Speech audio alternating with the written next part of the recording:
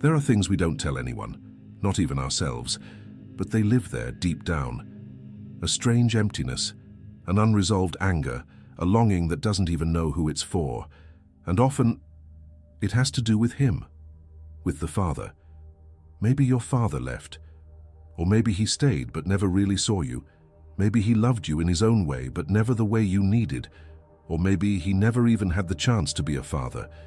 But however it is, the truth is that the story with the father leaves a mark. And when that mark comes in the form of absence, the soul learns to live always on alert, always strong, always managing on its own. So, before we really start, I want to ask you two things. The first is simple: subscribe here. This isn't about perfection, it's about real people. People who feel, who live, who carry invisible weight and still try to keep going.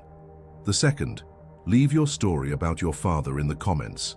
It can be beautiful, painful, confusing, or full of silence. You don't have to write much, just what you can. Sometimes talking about it is the first step to understanding a lot of things that seem unexplained. What we're going to talk about today can go deep. It can open old wounds, but it can also give you a new key, a chance to look inside with more clarity. So stay until the end, because honestly, there are things you only understand when you stop running away.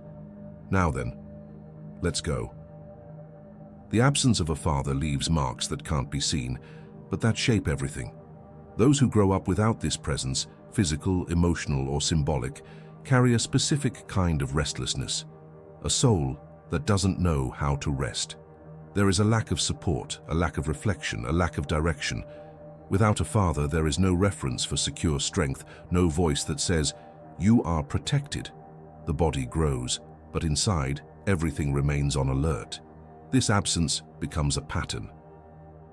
The person lives trying to prove their worth, seeking recognition, external authority, approval. Relationships become testing grounds, work an escape, anxiety a chronic state. Because without a father there is no structure, and without structure you don't stop. The soul stays on watch even when everything is peaceful, but the father is not just a man, he is an internal axis, a symbolic presence that organizes, defines, guides. Without this, the psyche gets lost. That's why, more than looking to the past, it's necessary to create this axis within, to find a point of internal trust that finally allows rest. On this path, we will understand how the absence of a father destabilizes the inner world, and how it is possible to rebuild this foundation, not to erase the pain, but so it no longer controls the rhythm of life, because a soul only rests when it stops running away.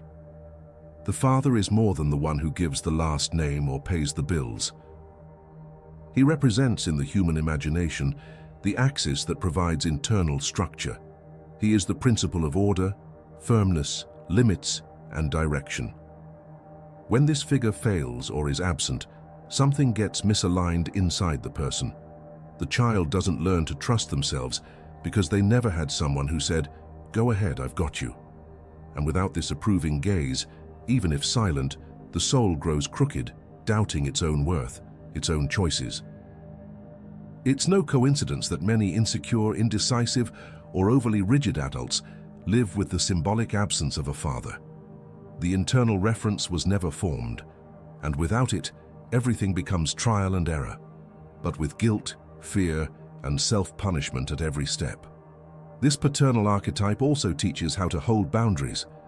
The healthy no, authority without authoritarianism, ethics that don't depend on the emotion of the moment.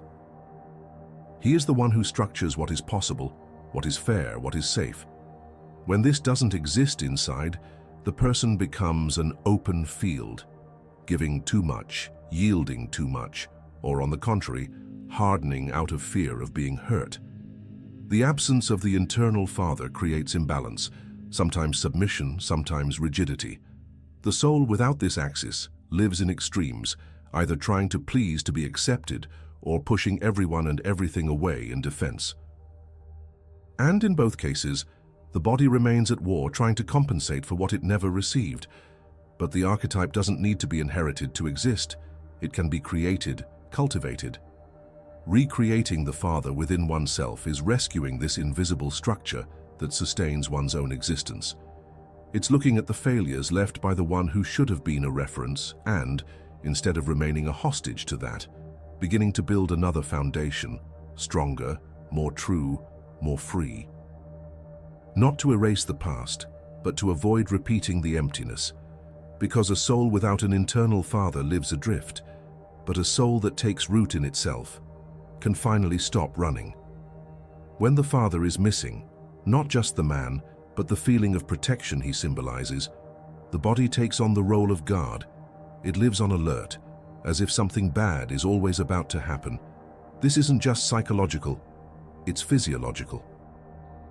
The absence of a safe ground in childhood conditions the nervous system to operate in survival mode. The heart races for no reason, the mind anticipates disasters, sleep doesn't come easy. It's as if the whole body is shouting, "It's not safe to relax." A soul without a father carries chronic tension that runs through the muscles, the stomach, the breathing. Even in good moments, something inside stays alert, as if danger is right there, because one day it really was. This constant vigilance shapes behaviors. The person becomes controlling, hyperproductive, always busy, as if resting were dangerous. Many mistake this for strength, grit, ambition. But in reality, it's fear disguised, fear of losing, of being rejected, of being forgotten. Those who never could trust the presence of someone steady learn to trust only their own effort. And that effort never stops.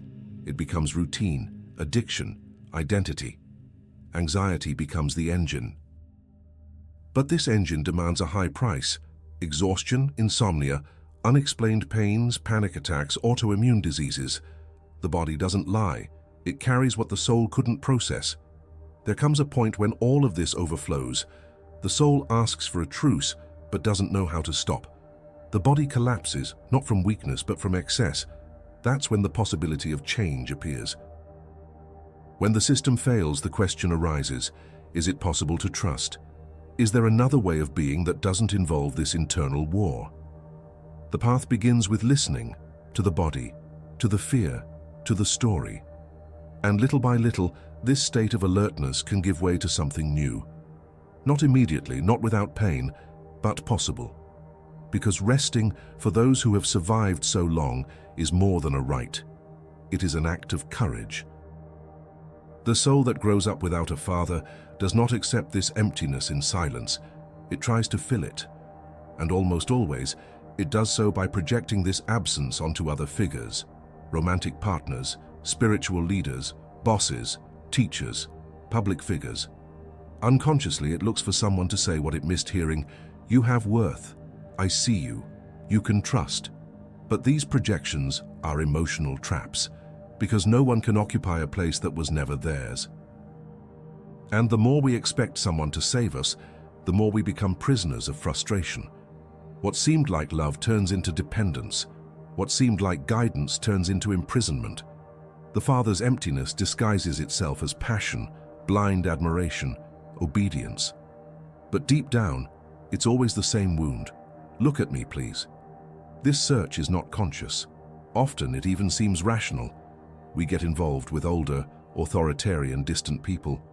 We submit to leaders who demand blind obedience. We fall in love with those who reject us, and we repeat the pattern as if the unconscious says, "This time it will be different." But it's not.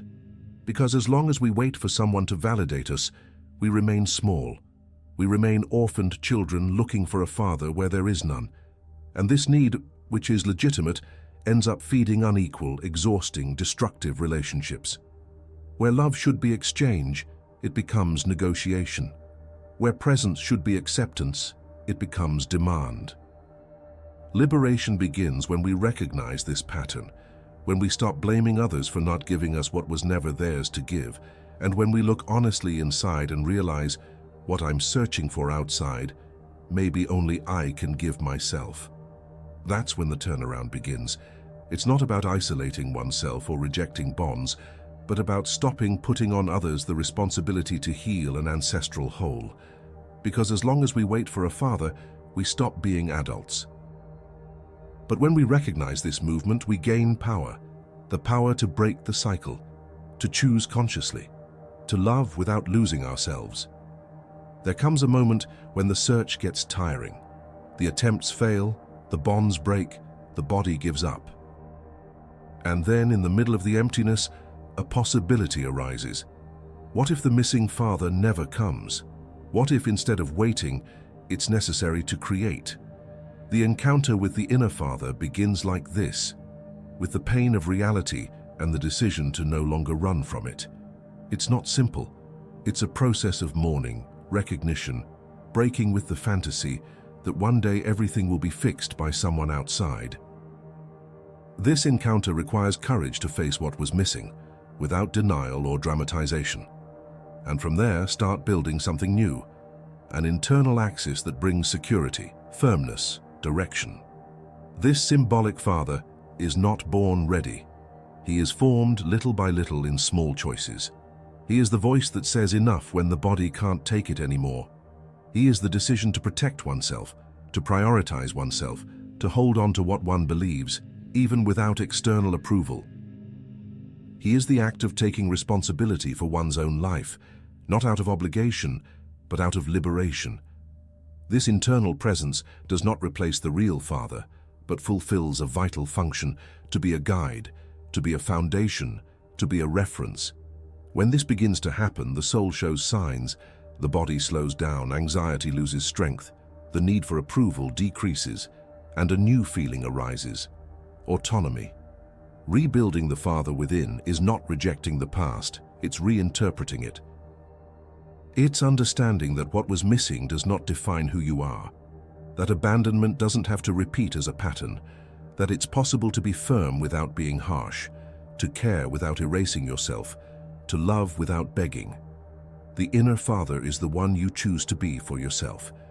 He is the part that holds the wounded child's hand and says, "Now I'm here." And when that happens, something changes deeply. The soul, for the first time, feels it can stop. That it no longer needs to run, prove, beg, because finally there is someone trustworthy inside it, and that someone will never leave again. Resting, for those who have lived in survival mode, is almost a scandal. The body doesn't understand. The mind resists. Guilt appears. Staying silent feels dangerous. Stopping feels like a waste. But this movement of slowing down, of pausing the search, of letting go of the reins, is exactly what begins to heal. Because true rest is not laziness or complacency. It is the courage to be present, to feel without running away, to look at yourself with kindness, without rushing to fix anything. After so long trying to survive, allowing yourself to exist is already a revolutionary act. It is telling the body, now you can trust.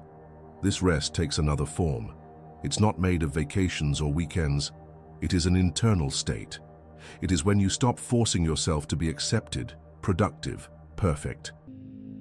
When you stop responding to past traumas with automatic reactions. It is a deeper silence, where the soul rests because it knows it no longer needs to fight the invisible. This transforms everything, the way you love, work, and relate to others. Hurry gives way to presence. Anxiety dissolves into more conscious choices. The soul learns it doesn't have to earn love, it just needs to be alive to receive it. And that, by itself, is rest. But to reach this point, it is necessary to go through a layer of fear. The fear of stopping being what trauma shaped you into. The fear that if you stop, everything will collapse. But it doesn't collapse, it rebuilds. Because when the soul finds this internal place of trust, it stops running from itself. And in this encounter, a new strength arises, serene, firm, silent. A strength that doesn't need to prove itself, that doesn't shout, but supports. And then, yes, life can truly begin. Because only those who know that, even alone, they will never be helpless again, truly rest. Maybe the greatest rest for the soul is not silence, but trust. Trusting that you can stop running, that you no longer need to prove anything, that the love that was missing does not define the value that exists. And what if, instead of continuing to look outside, you started to care for what beats inside you? because there is a point where healing stops being a patch and becomes a root. A place where the absence of the father does not become a sentence, but a seed, where pain turns into strength, not the kind of strength that hardens, but the one that supports with lightness. If you've made it this far, maybe this story resonates in some part of you. Maybe you have experienced this abandonment, or maybe you have been that absent father. It doesn't matter which side you came from. What matters is what you do with it now. The soul's rest begins with simple choices. Stop, breathe, look inside, take responsibility for your own axis. Because no one can give you that ground. But if you want, you can start today, slowly, with respect, with presence. And if this content touched something in you, share it down below. Leave in the comments an experience, a doubt, a wound you carry, or a discovery that freed you. Your story can open paths for others too. And if you want to keep reflecting with us on topics like this, subscribe to the channel. That way you won't miss the next conversations. Deep down, it's about this: creating a space where the soul, even wounded, can find rest. And you are part of that.